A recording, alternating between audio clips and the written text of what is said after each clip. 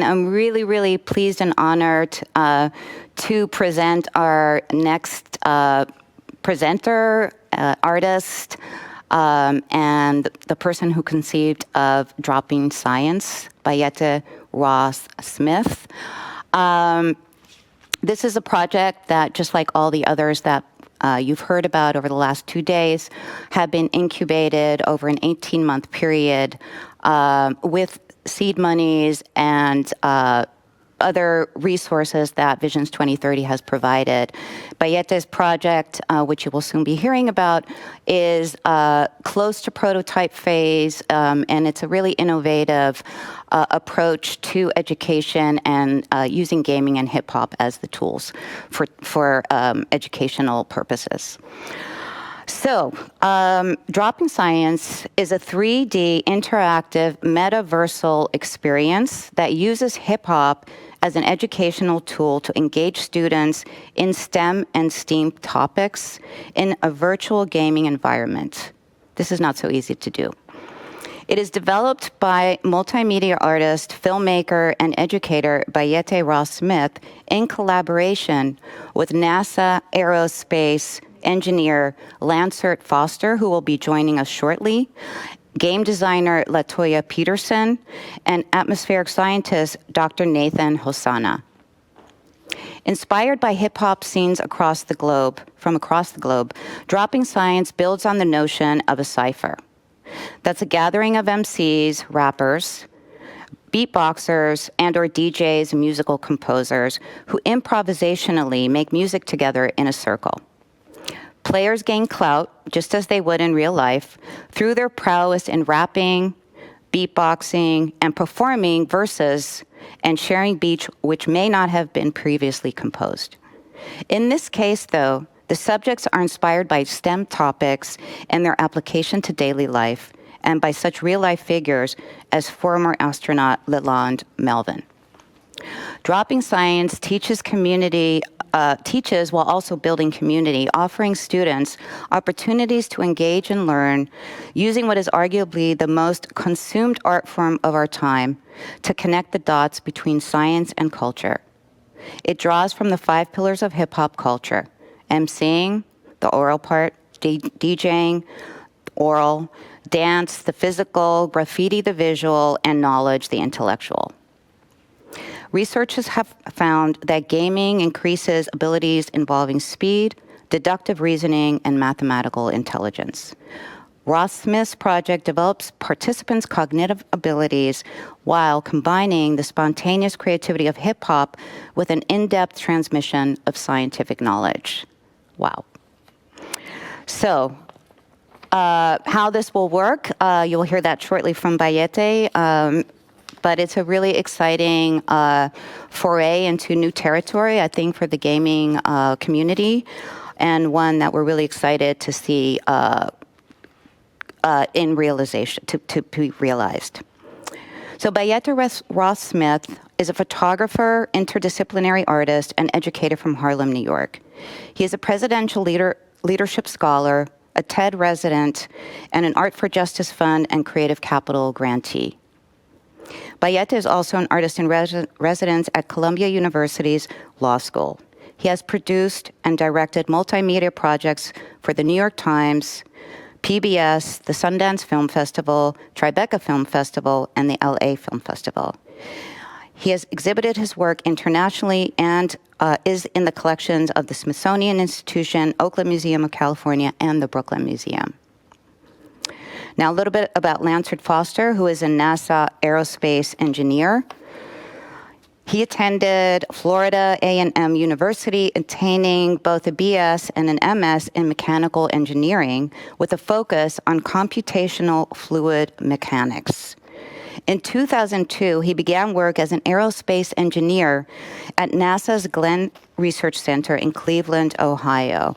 And currently, he is a propulsion technical lead for the Hypersonic Technology Project. I'm not really sure what that means, but hopefully we'll find out. He is a former national president of the National Technical Association, NTA, America's oldest minority engineering and technical society, and frequently speaks to urban youth in Cleveland area schools. And if that weren't enough, Lansford is also an accomplished hip hop MC. He is a recording artist who's graced stages across the country, selling thousands of units. A renowned battle rapper, he is a Scribble Jam finalist and who holds Ohio Hip Hop Awards for Best Battle Rapper. And he and Bayete met as college students during their freshman year, and now, so many years later, are collaborating on this project. So now, with no further ado, I'd like to pass it on to Bayete, as well as encourage you, the viewers who are joining us right now, to post your comments, questions, and any reflections you might have in the chat. And enjoy. I'll be back at the end of Bayete's presentation to facilitate the Q&A. Thank you, everybody, and enjoy. Thank you so much for that lovely introduction, Yona. That was amazing. It's often good to take a little bit of time when those introductions are being made to kind of assess and be thankful for some of the success that I've had throughout my career. And it's really great to be here with Lance to kind of share that success, having been good friends for over a quarter century, having met primarily through our interest in hip hop culture, and being able to work together and do something that pays homage to both the culture as well as education and helping develop more leaders in both the arts and in STEM heading into the future. So I'll start off by saying that, the premise of what we're doing with Droppin Science is this idea of creativity. And what creativity is really what it comes down to. It's connecting the dots between two or more things that don't obviously go together. And figuring out how they connect and intersect and how you can utilize them to create or accomplish something new. And so we felt hip hop culture, particularly the art of emceeing, is a very accessible and direct way to examine that as well as share knowledge. And we thought it was an obvious intersection and point to be able to engage people in a more profound understanding of STEM research and STEM topics. So I'm gonna let Lance introduce himself and talk a little bit about his background in hip hop and his background as an aerospace engineer. Because again, you've heard him be introduced, but a lot of the terms and things associated with what Lance does for a living may not necessarily be things that people completely understand without further discussion. So I will pass it over to Lance to talk a little bit more about his personal journey through hip hop, and then also his career, and then I'll talk a little bit more about myself in particular and my experiences with hip hop. Thank you, Bayeté. It's a pleasure to be here today. Well, not physically be here, but for you all to experience me, even though I'm not there. So my experience with hip hop goes back to childhood in the 80s, and I'm pretty sure this echoes Bayeté's experience. Hip hop was the first music and culture that really belonged to us, and not just as far as Black people and Black music culture, but our generation.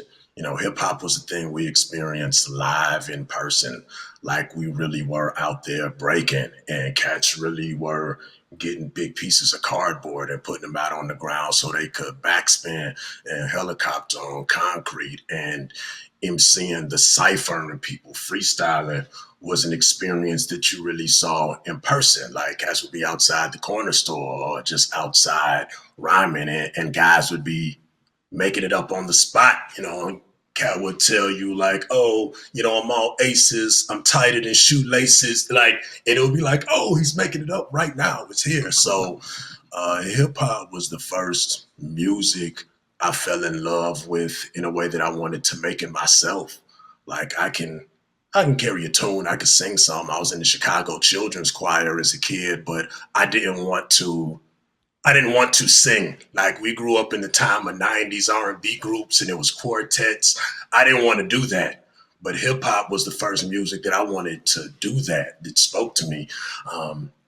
So long time lover of hip hop before I was actually rhyming. And I remember the first time quote unquote recording a song. We were at FAM, and one of our guys had a good stereo system. And this will date me because I don't think stereos even look like this anymore. But the stereo had like those different panels and stacks, and he had a good stereo where you could plug a microphone into it. Like if somebody is DJing a set, and if you had headphones, you could plug them into the microphone plug and use headphones as a microphone. So we had a stereo with two cassettes, and one cassette had the beat on it we were playing, and we was using the headphones as a microphone and rapped into it. And that was our first quote unquote recording. And that was the beginning of a lifelong love affair that I found hip hop. The more I gave to it, the more it gave to me, and led me to eventually performing across the country and recording my own projects and selling thousands of CDs back when us old guys actually sold CDs of your music to the crowd in person, and getting into battle rapping and going to Scribble Jam. And MCing in hip hop I view very much as more a who I am than a what I do. So that's my experience with hip hop. On the NASA side, I am, as my bio says, an aerospace engineer, colloquially a rocket scientist, but I really deal more with the jet side of it. And I guess the first thing I can just define the word salad that was thrown at you when they were telling you my bio. So I'm propulsion technical lead for the hypersonic technology project. So hypersonic means anything beyond Mach 5. So hypersonic means anything going faster than 5 times the speed of sound. The Hypersonic Technology Project is a project in NASA whose mission is to develop technologies to enable hypersonic vehicles for different applications. Propulsion literally means the ability to propel things. So basically engines. It means jet engines. And technical lead means that I have a number of projects that it's my job to watch over and make sure that they are, first, from a research standpoint, going in the correct direction. Like, if you have any experience with research, or if you haven't, I guess it's a good time to tell you, when you're learning something, when you're doing fundamental research, you'll find that the research can go in like any of a dozen different directions. So it's important to choose the direction that most importantly relates to what you're trying to do. We have a limited amount of budget, and we want to make sure we spend that budget achieving the things we set out to do. So a big part of my job is alignment, making sure the research on the ground lines up with the goals of the project, and keeping things on track, on budget, on schedule as much as possible. COVID has wrought havoc on everybody's testing schedule, so we're doing the best we can, but that is effectively the job. Have I done it, Bayeté? Yeah, that was pretty thorough. We'll come back to, Word. if we have time, we'll come back to kind of touching on potential myths versus realities related to your profession. You know, we often joke about how people will be like, oh, such and such isn't that hard. That's not rocket science. And then I'll always joke about how my friend who's a rocket scientist actually tells me that rocket science is not that hard, that it's a funny colloquialism that people use. Even rocket science isn't rocket science. Right, exactly. And how you talk about, you know, a lot of the capability of doing something that sophisticated comes down to training and having access to training just as much as it is cognitive ability. You know, for me, which leads into why I think hip hop is a great metaphor for a lot of these things in terms of the intellectual rigor that one has to go through. You know, for me, hip hop was all around me growing up as a kid in the Upper West Side in Uptown Manhattan in the 80s and 90s. And so it's interesting to think, you know, Lance grew up in Chicago. I grew up in New York, but our experiences through hip hop kind of mirrored each other and speak to a certain universality of that culture and a universality of that experience. So I often think of myself and people like Lance as people who have hip hop mentalities, right? And you can tell who's hip hop and who has a hip hop mentality, excuse me, when you walk into a room and when you interact with someone. And you might have come from different eras of hip hop, and so maybe your slang is a little different and your dress is a little different, but there's a way of thinking and a way of processing information and a way of imagining things and then figuring out how to create them that I think is aligned with a hip hop form of thinking. So we tend to think without limitations and restrictions. We think in terms of all the different possibilities that can be invented from what we have access to.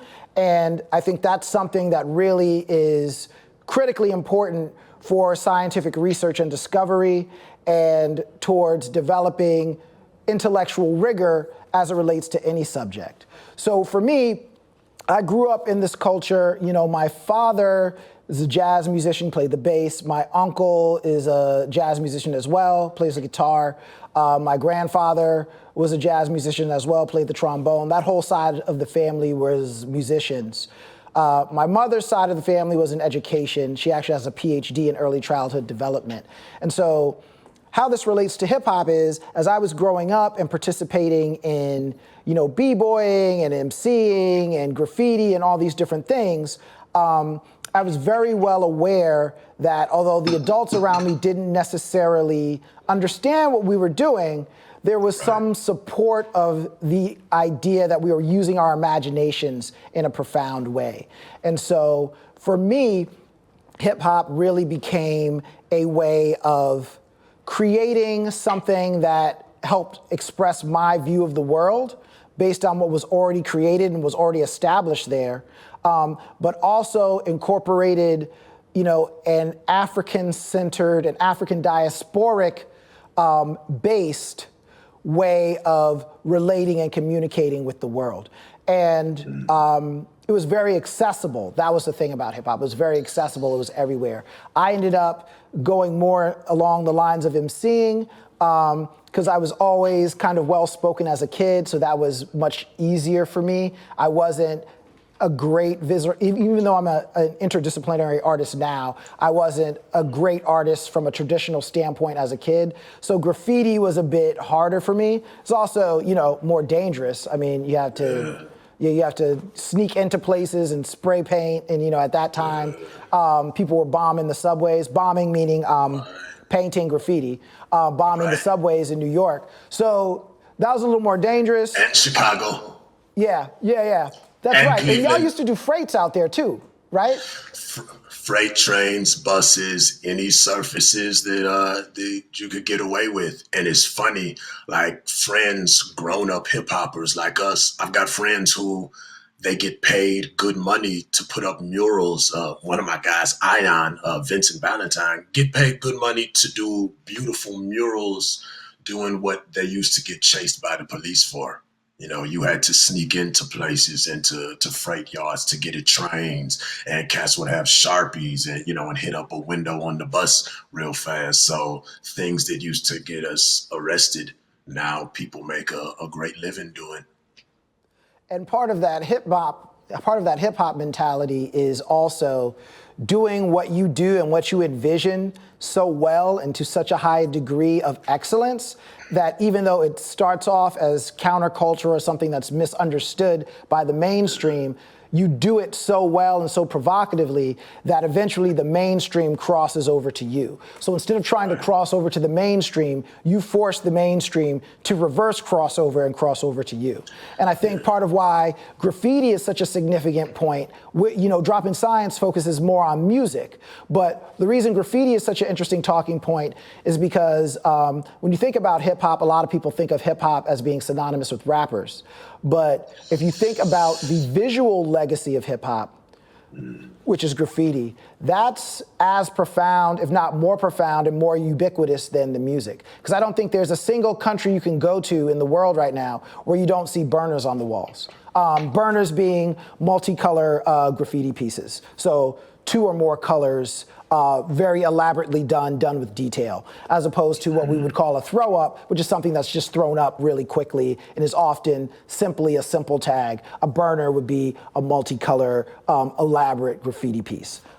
For those who might not know the terminology, I have to remember that everyone is not, does not know all the terms. Everybody is not initiated. And a tag is usually just like a cat's name. Like the tagging game is just kind of it's a volume hustle and just kind of establishing yourself there. Because there's guys who got known from tagging where people just know their name and seeing their tag on trains and things. Or, locally, there'll be a guy's tag who you see around the city, and it's funny. Eventually, you'll meet the person because it's like, oh, I've been seeing your stuff up for years around here, and here you are. Yeah, which is like a profound kind of element of fame and notoriety in the streets on a physical level that kind of not transcends, but came before something like social media. But it's based on a lot of the same premises, right? It's not someone who is a part of mainstream celebrity, but through a certain niche that appeals to a small group of people locally, they're then allowed to gain a larger notoriety. But I want to take some time to really discuss specifically the cypher and the game Droppin Science before we delve into some of the visuals from that. So a cypher in hip hop, we heard Lance reference that earlier, but a cypher in hip hop is essentially a gathering of people to do something related to hip hop. The most notable types of cyphers tend to be it's kind of a tie, b-boy cyphers and MC cyphers. Over time, I think MC cyphers are a bit more notable just because more people have continued to MC than the multitude of people who would b-boy. But in the cypher, they can function different ways. It generally is a group of people in a circle, and they're sharing rhymes to a beat. So people are rapping. Sometimes they do what we call freestyling, which is you make up the rhyme as you go along or coming off the top of the head. Sometimes, depending on how the implicit rules of the cypher are, sometimes people will rhyme or spit, as we say, pre-written elements of their rhymes as well. There's usually some communication, very subtle implicit communication about what is going to be happening in the cypher. And you'll know ahead of time, like, okay, do I need to come off the top? Can I spit a written? Is it a combination of both? So on and so forth. And so I bring that up because there's a lot of critical thinking and analytical thinking that has to happen in a moment, right? You're delving into a social situation, so you have to understand where you fit in. You have to understand what the guidelines of the cypher are. You have to understand how long to rhyme for, so on and so forth. So you'll have cypher situations where you're basically collaborating with a group of people to keep the cypher going, to keep the rhyme going. Someone is either beatboxing or someone is playing instrumentals and you're rhyming over those beats. Or drums on the lunch table. That's a good, I almost forgot about that. Yeah, that classic, I almost started beating on the table like Snoop Dogg, but that might not be good for the microphone situation here. Maybe that might be terrible for the sound. I don't know what that sounded like to you all. It was probably good on your end. But yes, that's a good point. Even beating on the lunch table, that was one of the ways we used to do it back in the day too, when you didn't have any music. But in doing that, you're collaborating with this group of people. Everyone is implicitly knowing their role, and you're also competing. Everyone wants to say the dopest rhyme, beatbox the dopest beat, bang out the dopest beat on the table, so on and so forth. But you can't show off to the point where you take over the cypher and it doesn't allow there to be a flow of an entertaining experience, right? So you have to know how to rhyme 8 bars, 16 bars. You're not gonna take the mic and rhyme too long, otherwise other people are gonna kick you out the cypher. Like, nah, bro, you rhyming too long, and your rhymes ain't that tight. So let someone else get on. So there are all these different things that we have to negotiate. The other thing about the cypher, and this is part of where Lance and I really came up with this idea of Droppin Science and how it could really be integral with STEM research, is there's a lot of different MC games that often get played in cyphers when you're freestyling to exercise your mental dexterity. So sometimes the games we'll play in the cipher will be like, someone will pick a topic and be like, okay, now we're gonna rhyme about this topic or that topic. It could be as simple and as random as like, yo, rhyme about grapes. I don't know if Lance remembers this, but one of the ciphers that I remember when we were in college, someone had this idea like, oh yeah, okay, you guys are dope, but can you rhyme about grapes? And we were like, oh snap, okay, let me bust a rhyme. And I remember Gary, our boy G, had a really dope rhyme about grapes and grape juice and wine and how he liked the red more than the white wine and just made that up off the top. But there's different cipher games we'll play, right? Sometimes it could be using an object as a device for the topics of the cipher. So someone will point to a sneaker or another garment or a sign. And so we thought that this process of taking on new information and figuring out how to incorporate it to rhymes and beats could really be an interesting and intriguing way to delve into STEM topics, because it involves entertainment and music, but also utilizing topics in STEM as the catalyst for exercising and to some extent like showing off one's ability. So that's kind of how ciphers work and how ciphers function. Lance, I'd like to turn it over to you and allow you to talk a little bit more specifically about some of your cipher experiences and your analysis of the cipher and how it functions for, intellectual ability. And then if you could relate that to scientific practice, I think that would be really great. I can kind of do it, but I want to let the scientists do it, because I'm just some artist talking, but I want to let the credible aerospace engineer be the one to speak on that. So off top, one of the things that comes out of the cipher experience, so freestyling, and usually in the cipher, we're talking about freestyling, cat spit writtens too, but you're talking about having to come up with something to say on the spot, and you're trying to get your message across, and you're trying to make it rhyme, and you want the words to drop in on beat. So immediately, just as a communication developer, if you develop the ability to convey your message on beat and make it rhyme, right away it strengthens your ability to speak publicly and to convey your message and to kind of put together your thoughts. And let me just interject there this one point, Lance, that I think you'll agree with, which is that all of us that we know from FAMU, Florida A&M University, which is a historically black college, by the way. I think I need to shout out the HBCUs, and on camera, just kind of visually represent the fact that we have rocket scientists coming from HBCU backgrounds. But everyone we know who came up rhyming with us from FAMU and even other circumstances, every one of us is excellent at public speaking. Because it's relatively easy for us to talk publicly if it doesn't have to rhyme and be on beat. So I just wanted to add that point that you were bringing up. Yeah, this is easy. I can speak and drop my lines in perfect timing. It doesn't even have to be rhyming. So off top, that's really helpful. But hip hop and becoming advanced at it, or any art, there's a certain step that's just about building the tools, just about being able to come up with words that rhyme with each other and to put them together in cohesive, coherent sentences. So hip hop or any art, there's a certain level of just basic tool building. And once you get the basic tool building together, now we're actually making art. Like now you're actually trying to convey a message. Now you're trying to tell stories. You're trying to convey feelings. But there's a basic ground level of just acquiring the necessary skills to play the game. And just like in basketball, there's a basic level of first just learning to dribble a basketball, hit a basic layup. And once we have those basic things together, now you can actually play basketball. Now we can talk about running actual plays. And engineering, or almost any other profession, is very much like that. I joke that rocket science is not really rocket science, in the sense that obviously you need a certain level of aptitude to be able to learn and understand the concepts, but nobody is going to throw you into a room and say, "Hey, Lance, you took gas dynamics, right?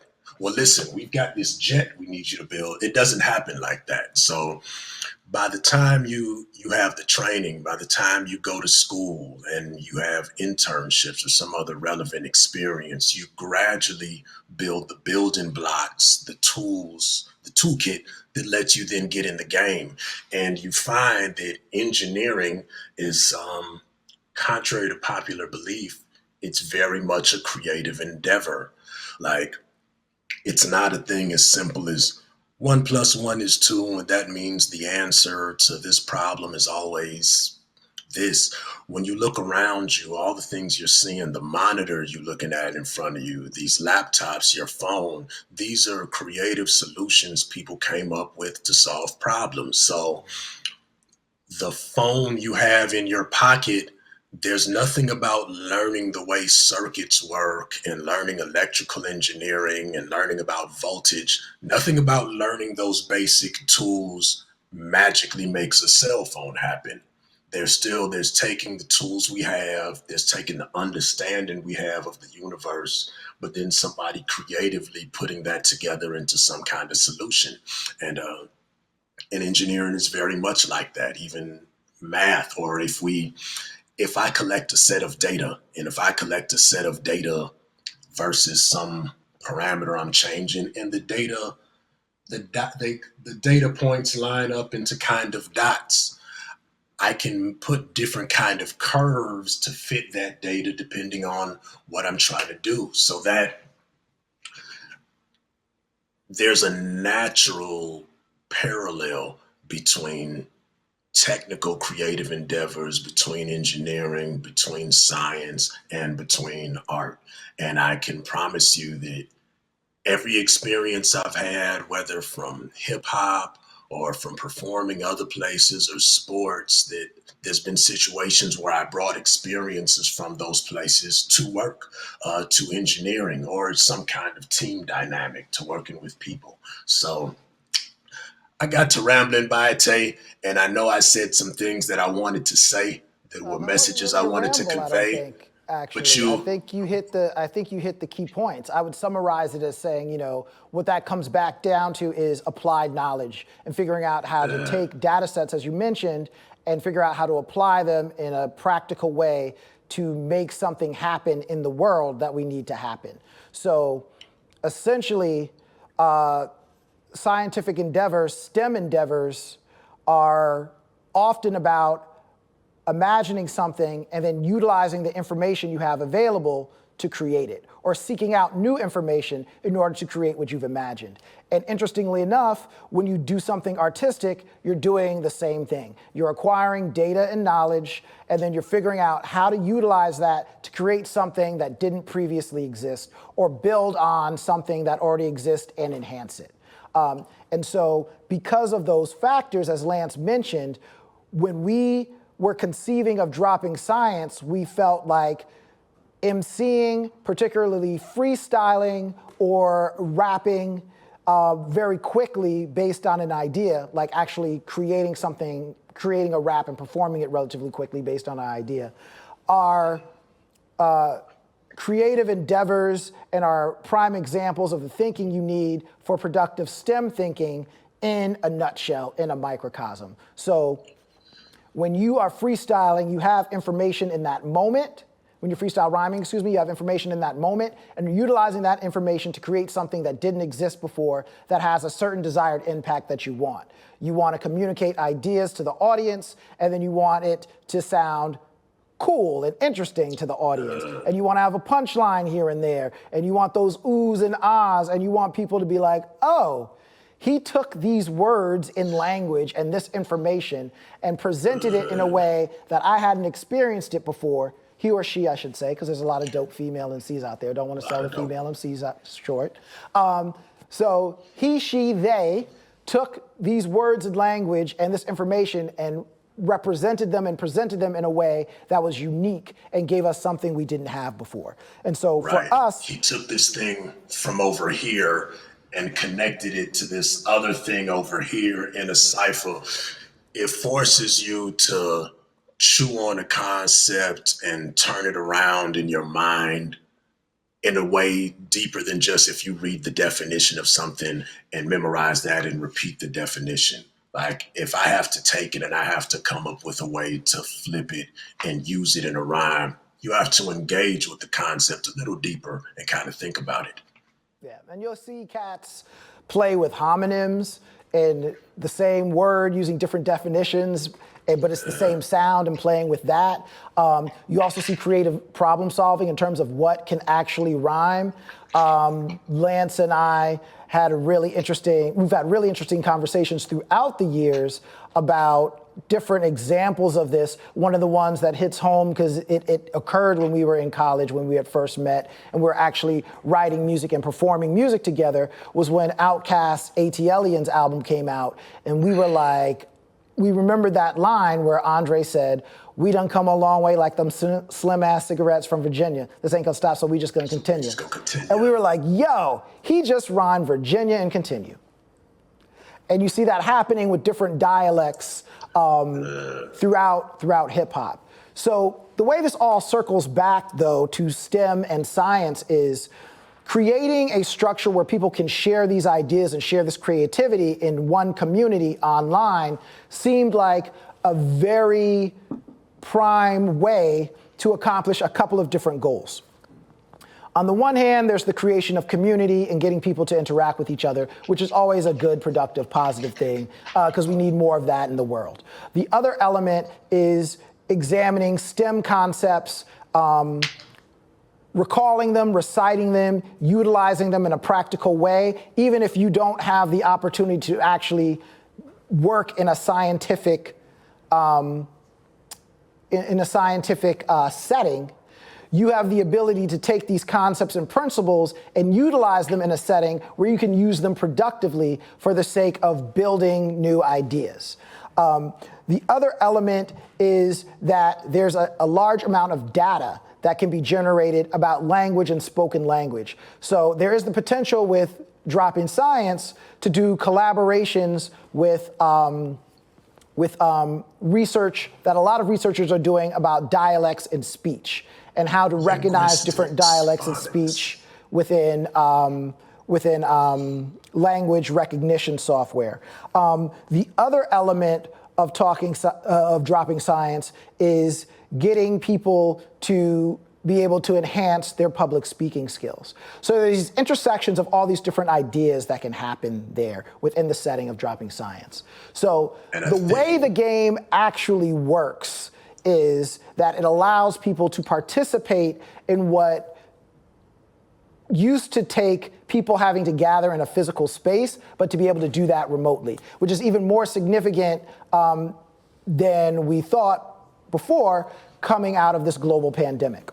So it allows for people to participate essentially in freestyle ciphers, hip hop ciphers with people around the globe through an app that's a gaming engine that we will be developing for mobile first, which includes tablets, and then we'll be building that out and hopefully developing it for additional VR platforms. So what happens is people can come into the game, they build an avatar of themselves, they get a certain amount of science credits to build an avatar, and then they can select instrumentals to rhyme to in different settings where there's a cipher. So they'll see different ciphers being hosted by different people who have already entered the gameplay and are hosting a cipher. So they can host their own or they can join. When they go into the cipher, there'll be a pre-selected instrumental that the organizer of the cipher has selected,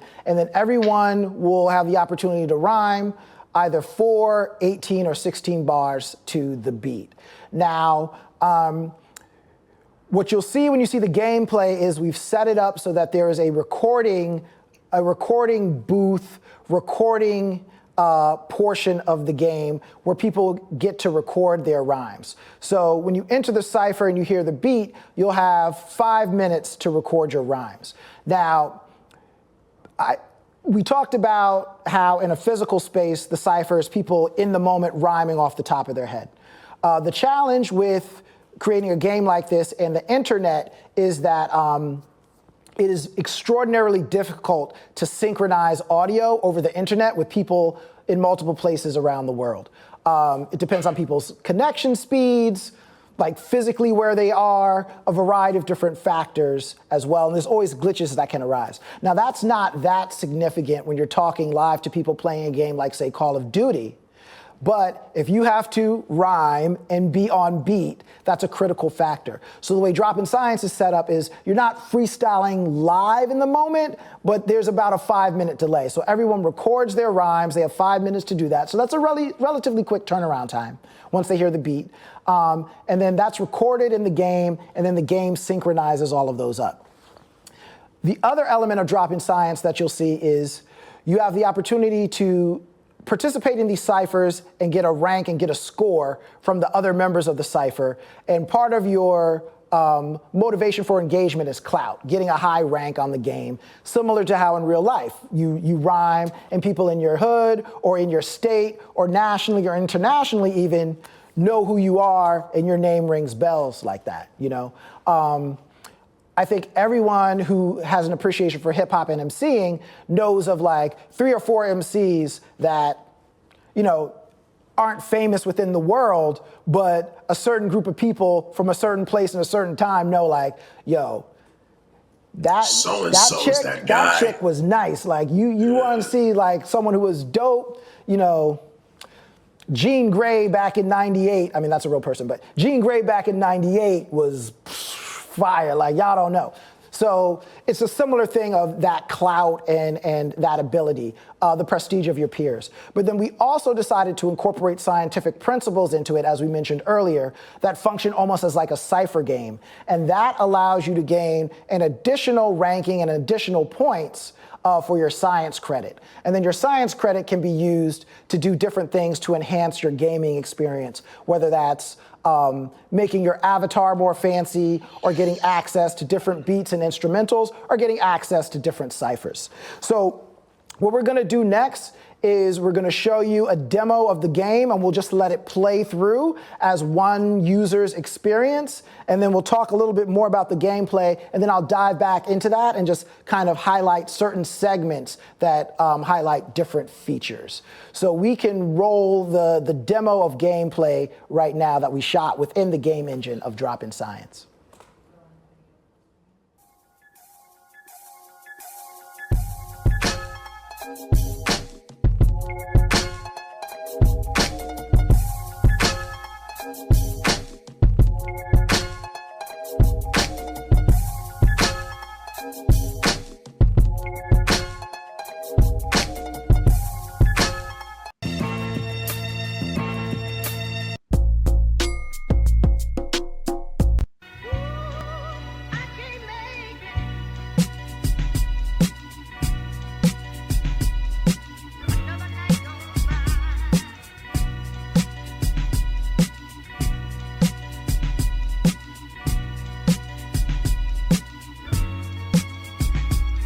I'm a superstar, I move at warp 9. This is how it happens, it's the freestyle rhyme. Off the top we rock, this be that true hip hop. Lock the spot down, cause we got that profound sound.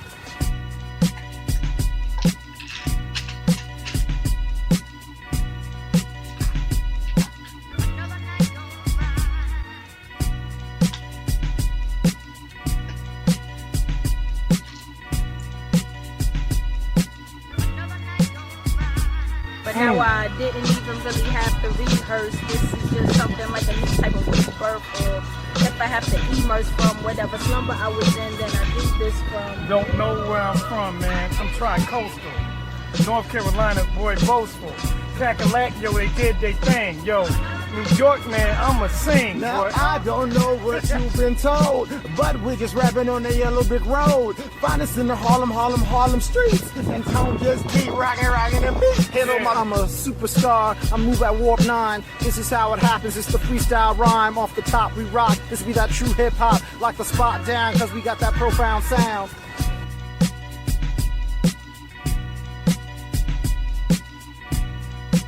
Baby, where have you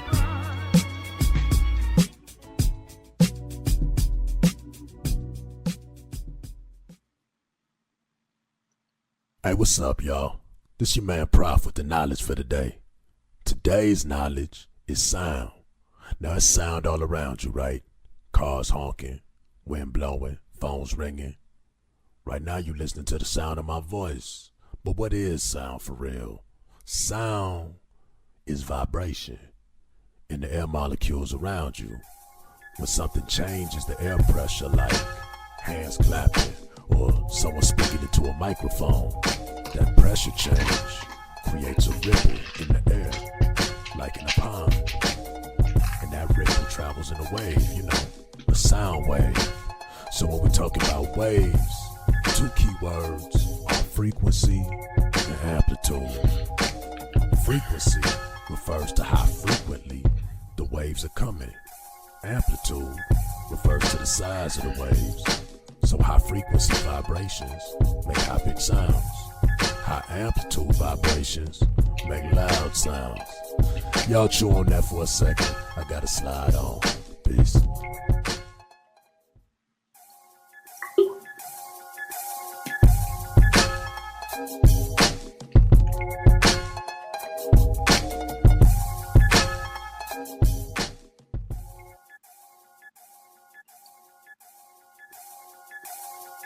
Amplitude is the size that the sound is, like when you turn up the volume and hear more loudness. Amplitude is the size that the sound is, like when you turn up the volume and hear more loudness. MC deity with the hypersonic brain waves ripple through the air, pressurize, make them change agents. It's intense and invents high amplitude. Volume consumes the room and executes feeble competition. Did I mention that the frequency, highs and lows, travels through the next century, perpetually, exceptionally? That means it don't end when the sound wave bends and we transcend trends.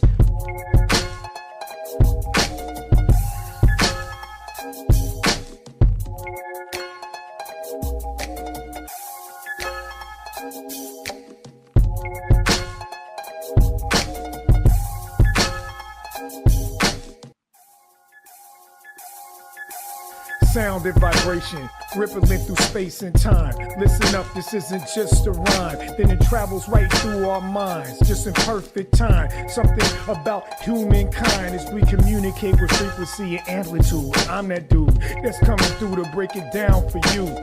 Frequency is sound, it depends how often. Think of what you hear from whales and dolphins. Amplitude is the size that the sound is, like when you turn up the volume and hear more loudness. Amplitude is the size that the sound is, like when you turn up the volume and hear more loudness. MC deity with the hypersonic brain waves ripple through the air, pressurize, make them change agents. It's intense and invents high amplitude. Volume consumes the room and executes feeble competition. Did I mention that the frequency, highs and lows, travels through the next century, perpetually, exceptionally? That means it don't end when the sound wave bends and we transcend trends.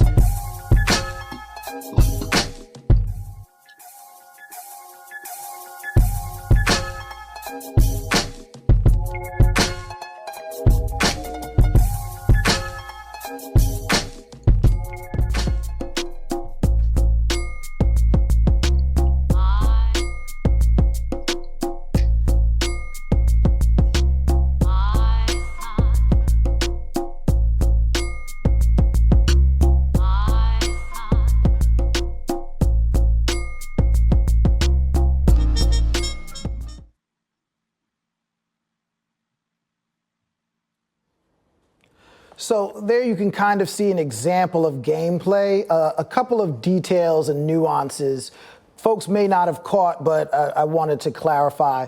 You know, the rankings at the end, we have to adjust and fluctuate those. We probably wouldn't use a statistic like won or lost. It would probably be a numerical ranking and rating that's peer generated as well.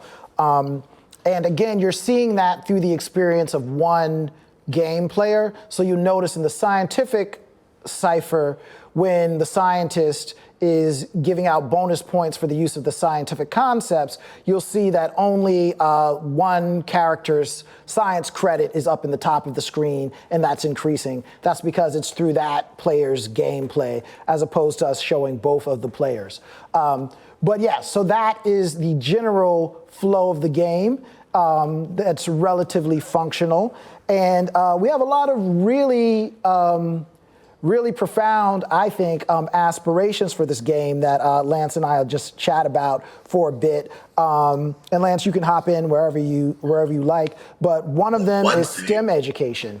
One thing that's important that jumped out in me, I was really drawn to the character of the professor, and I felt like you could tell by the way the avatar was put together that whoever that character was modeled after is clearly dashingly handsome, so much so that just came bursting through the screen at me. You know, like it was just reached out to me. Said that dude he is. had a great voice too. He's a great voice. Yeah, great voice, just great energy. I definitely the kind of guy I would like to be like, you know.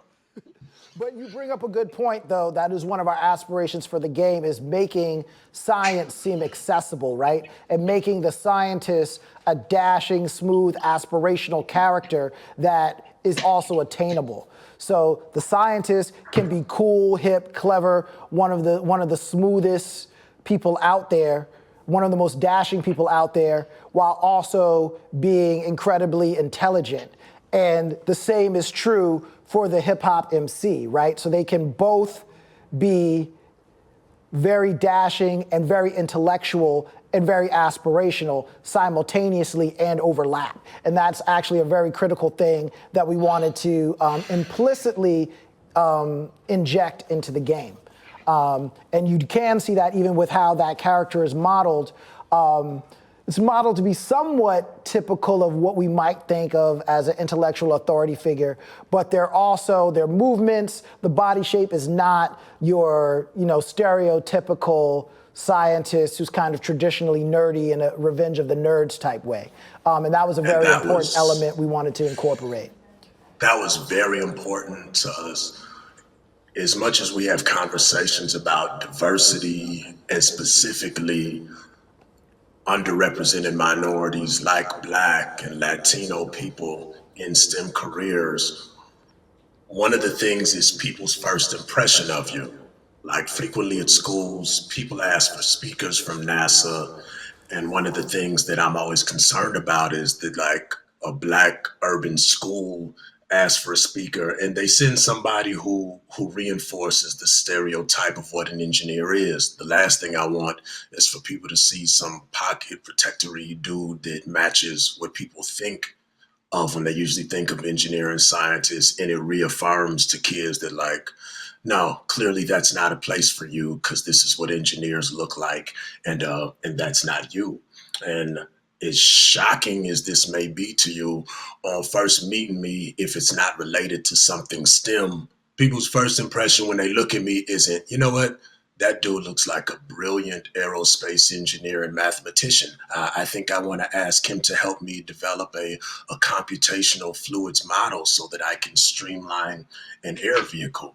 But that's exactly what I do. And the idea that we run into all kinds of people in the street, especially in hip hop around rhyming. You run into a lot of people who are really sharp people.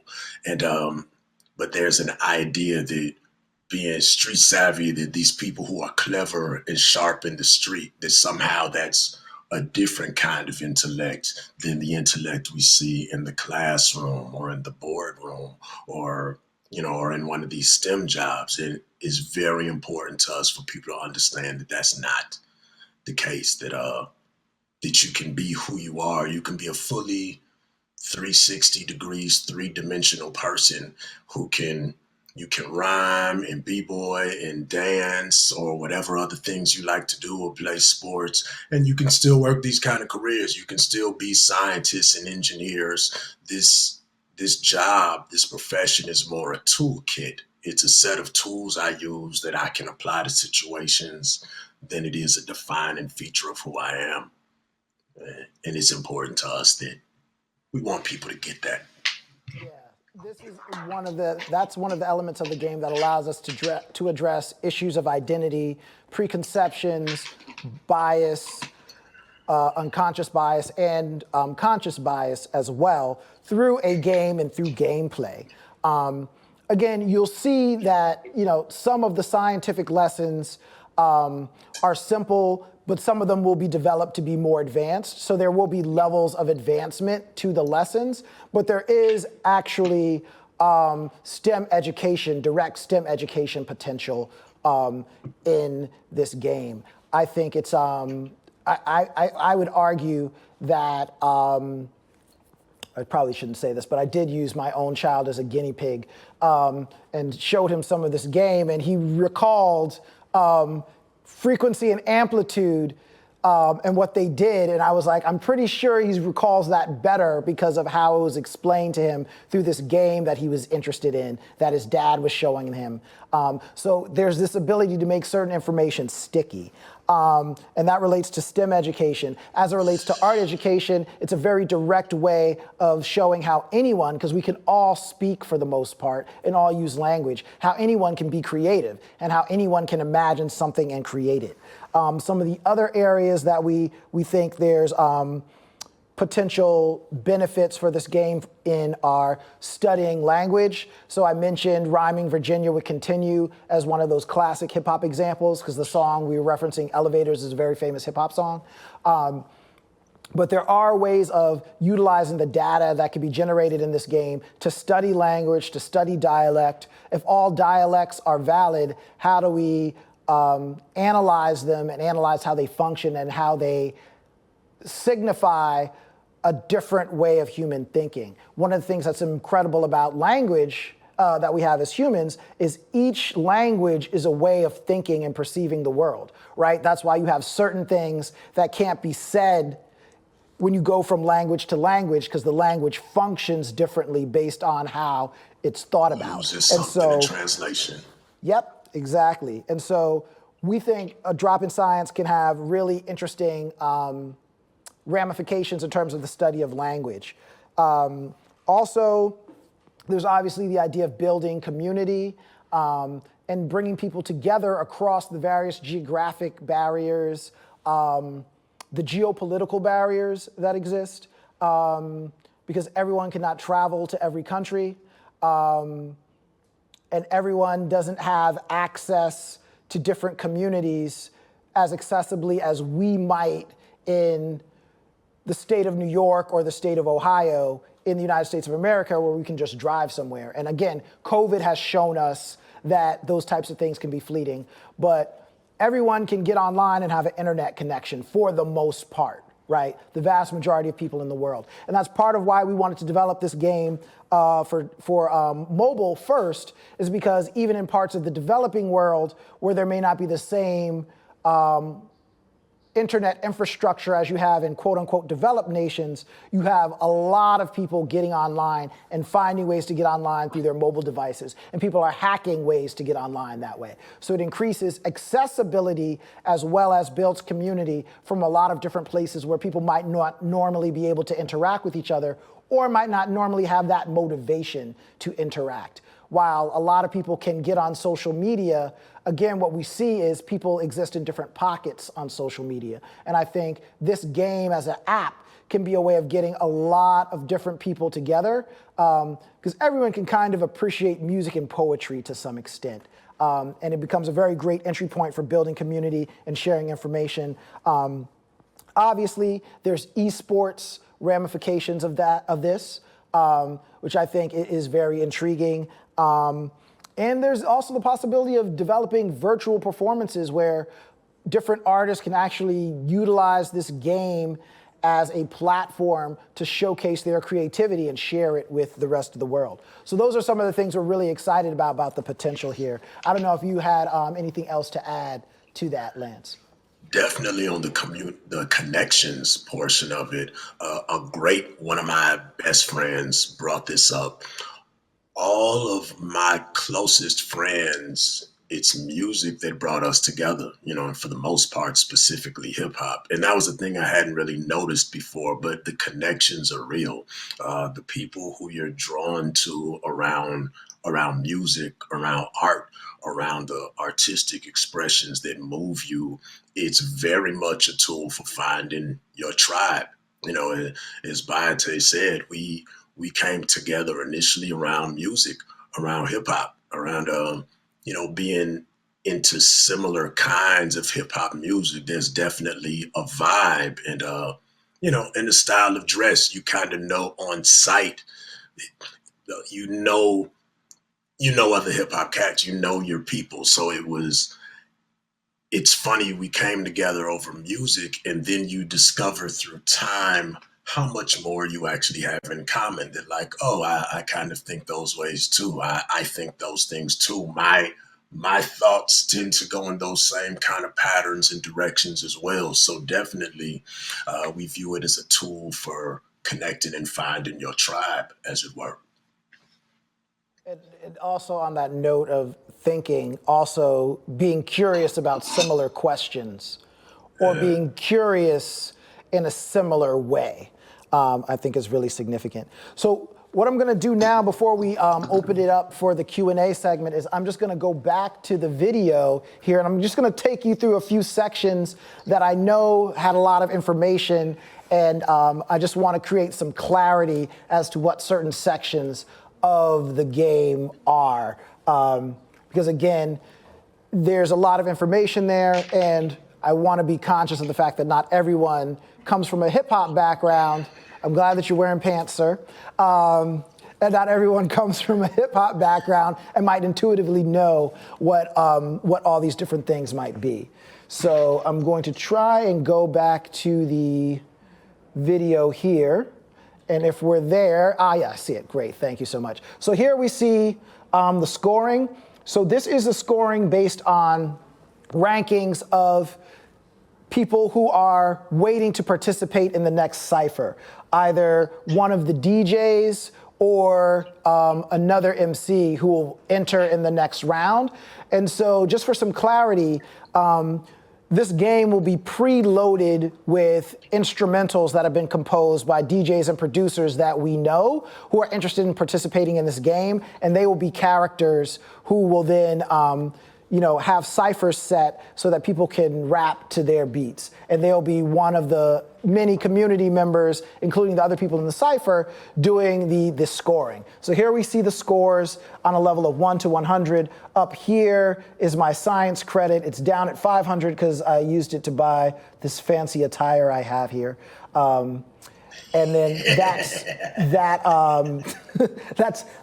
element of scoring. And now I'll take us into the next element where we see the science lesson, right? So you can go from the cipher. Are we hearing that? Now it's sound all around you, right? Cars honking. And I can just bring that back for a moment.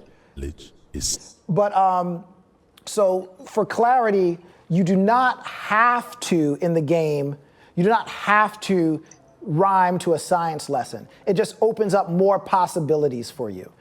So players can go back and forth from just rapping about whatever they want to then experiencing different science lessons and then incorporating that into their cipher as a cipher game. This your man Prof with the knowledge for the day. Today's knowledge is sound. Now it's sound all around you, right? Cars honking, wind blowing, phones ringing. Right now you're listening to the sound of my voice. And we'll want to have visual sketches and things in order to allow people to actually experience this as an actual lesson so that you can retain the information. So you'll see some things come up on the chalkboard so that the lesson can resonate in the visual effect. And that rhythm travels in a wave, a sound wave. So when we talk about waves, two key words are frequency and amplitude. Frequency refers to how frequently the waves are coming. Amplitude refers to the size of the waves. So high frequency vibrations make high pitch sounds. High amplitude vibrations make loud sounds. Y'all chew on that for a second. I gotta slide on. Peace. So now you go into the cipher and you'll see the science, now you record your rhymes and then we'll go into the cipher, and that's an opportunity to get regular points essentially and bonus points.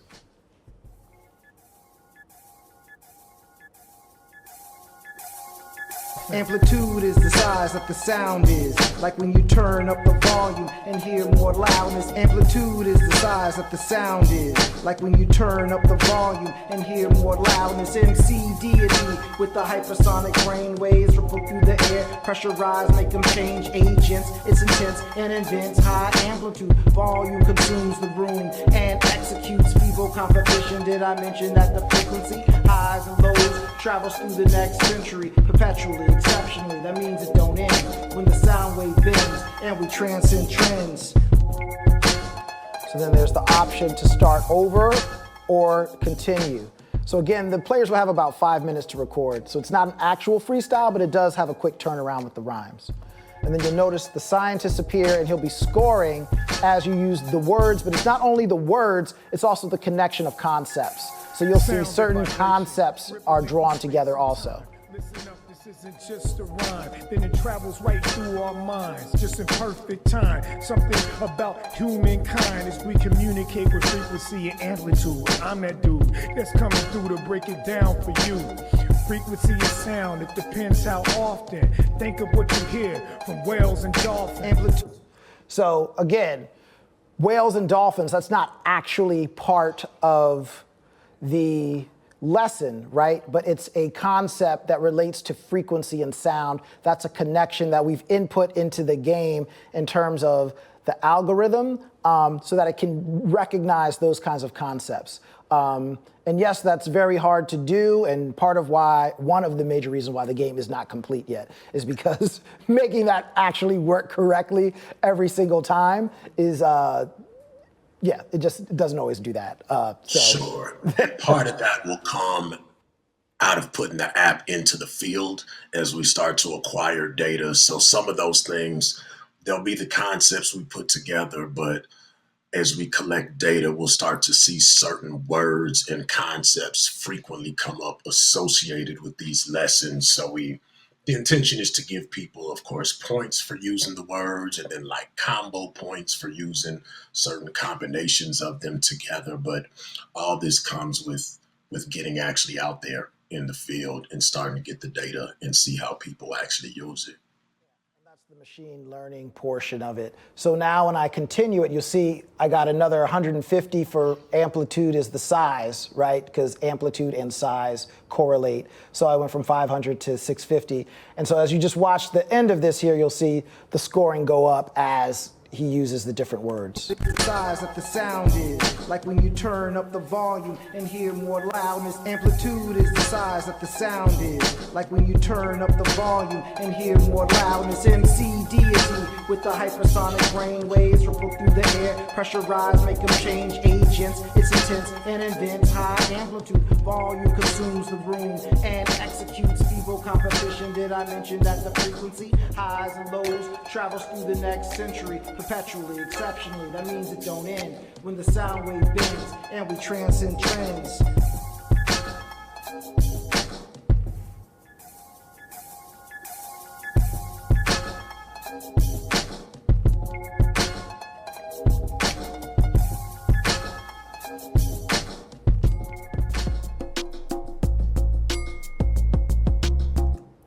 So then they would get their emceeing score, and then also up here we have their science credits. As we develop the game more, we'd like to post those scores kind of side by side in a more even way so they can be compared. But that's general flow and playing experience of the game.